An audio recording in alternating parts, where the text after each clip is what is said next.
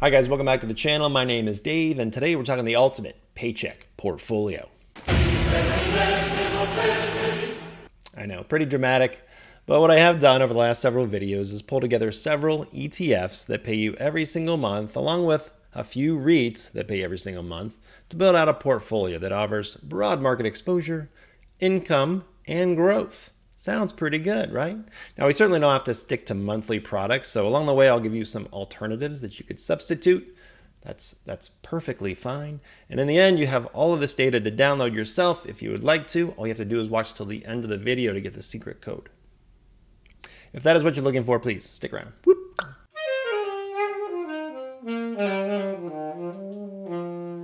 Now, I will link the videos that kind of led to this portfolio around here if you want to get a little bit more information on some of these different products. But the goal here was to offer a monthly paycheck, right? Monthly income, at the same time making sure it provides growth. So I wanted growth and income, and I wanted to also have diversification in there across some different asset classes. So we've got stock ETFs, cover some different areas. We got bond ETFs, REITs, and some covered call ETFs for that little income kicker. Now, in the end, I want to test all this against the S&P 500 and just kind of see how it holds up. Are there sacrifices that we have to make to do something like this? So we'll certainly be checking that out. Now, what is not in this are a lot of the interesting alternatives that are out there that people often mention to me. And most of these products, in my opinion, you're not going to beat the market with them. I don't see Warren Buffett, for example, loading up on SVOL. I just don't.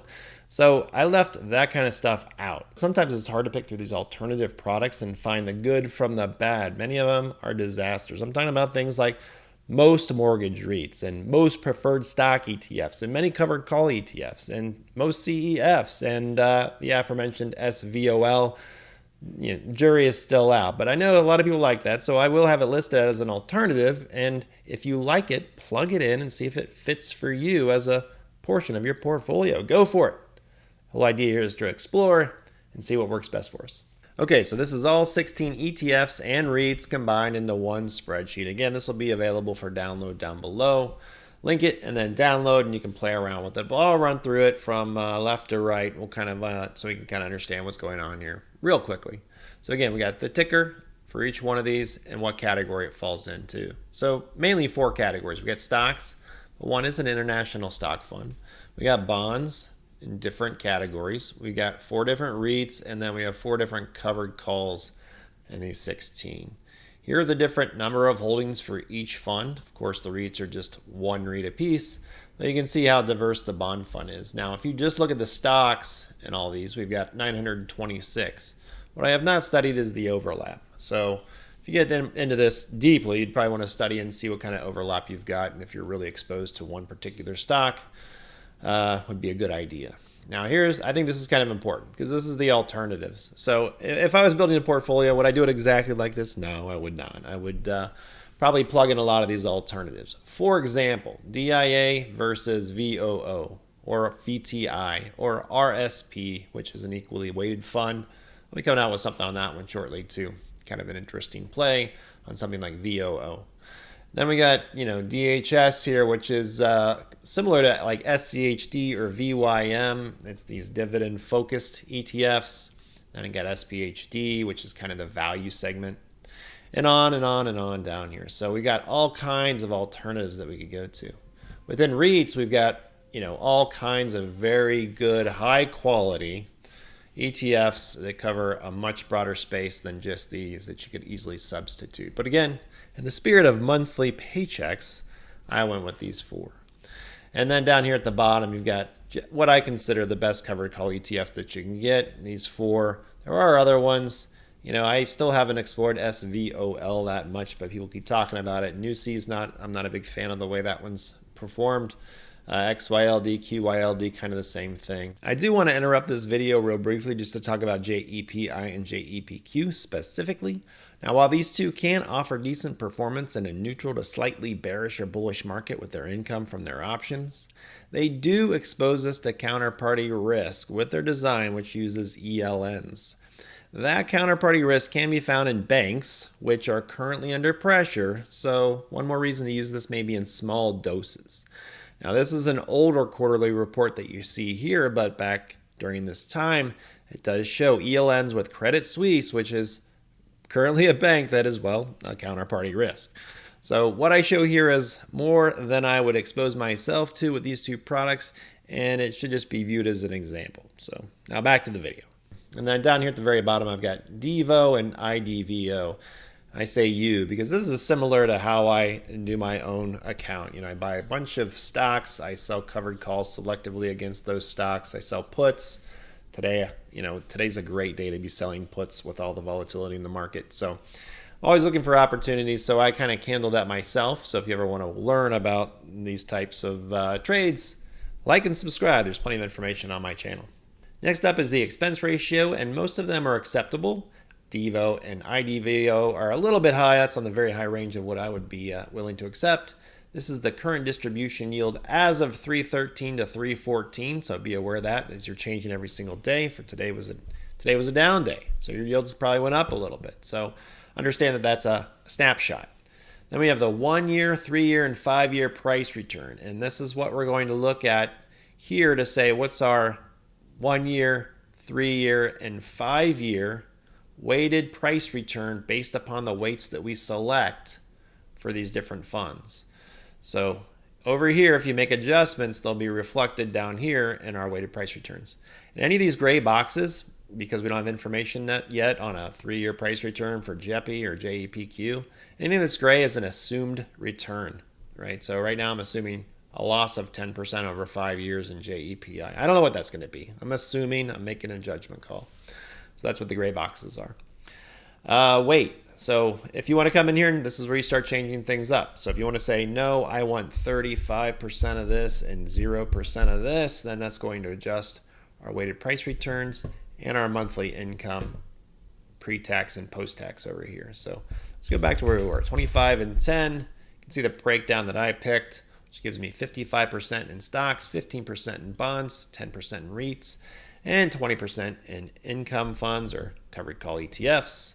This is my estimation of my own personal tax rates. So they're going to vary, right? So this is going to be long-term capital gains for straight stock dividends, whereas we're going to pay a lot more like ordinary income on REITs. So that's my breakdown of what I think it would be for me, or approximately. So you can play with those as well.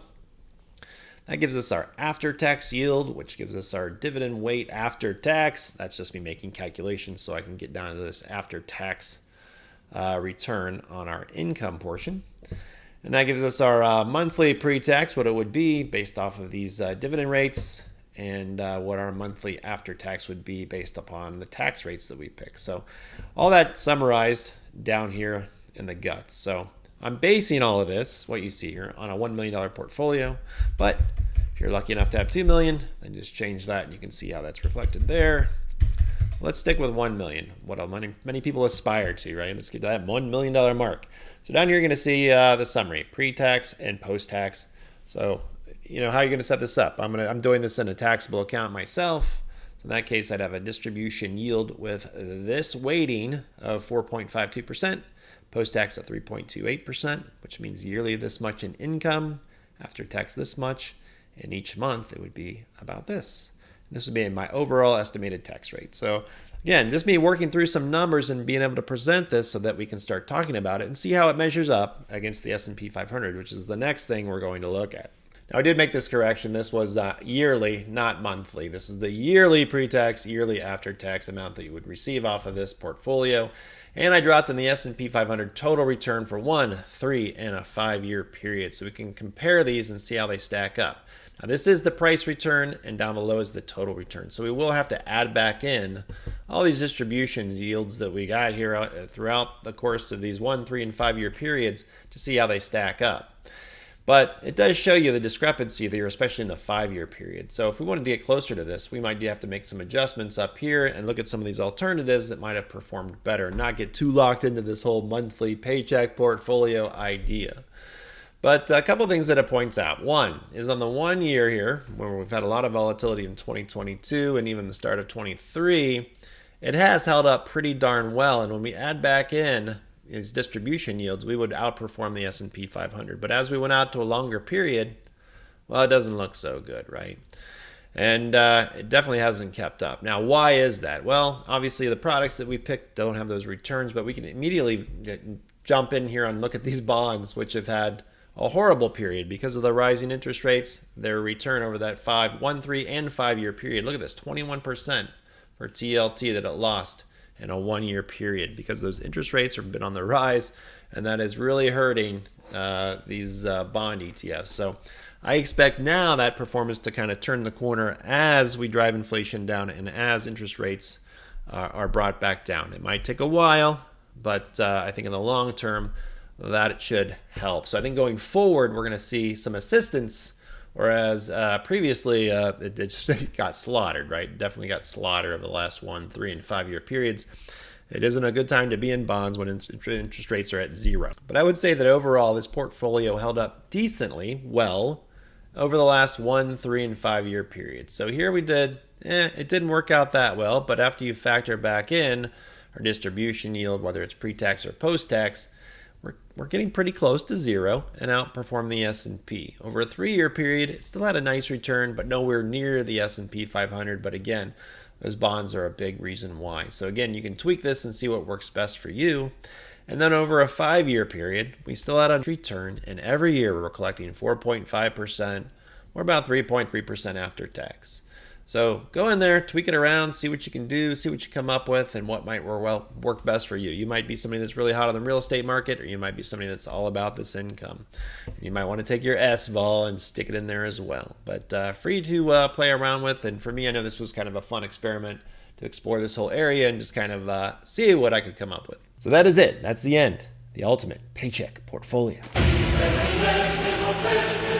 Now, the secret code is a single click down in the link in the description. If you'd like to download this information, play around with it, see what might work well for you. But this whole idea here is me exploring different products and seeing what might fit in my own personal portfolio. Everything that you see here is stuff that I'm actually doing, exploring, trying to understand better, and presenting it to other people. So if you have any questions on any of this, just ask down below. Please like and subscribe. Have a great night. Thanks so much for watching. Take care. Whoop.